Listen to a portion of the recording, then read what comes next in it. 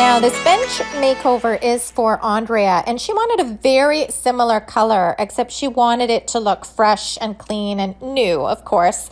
So I had a little bit of this Sand Castle all-in-one silk paint left over, but I didn't think it was quite enough to do 2 coats on this bench. So I added in a little bit of Endless Shore to the Sand Castle, and this gave me enough paint for 2 to 3 coats on the Settee.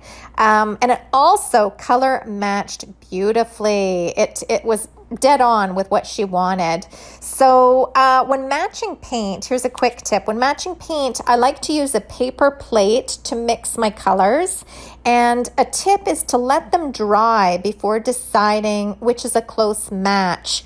You can also use a color match app like Dixie Belle has here. I'll show you what it looks like on screen, and I'll also add the link down below for you if you want to go play around on it. They are a lot of fun. You can mix and match colors and play around with a specific color if you want. It'll tell you which paints to use to get that specific color.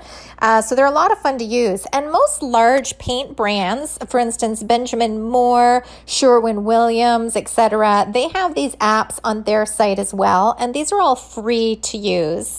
And they're not only fun, the accuracy is impressive.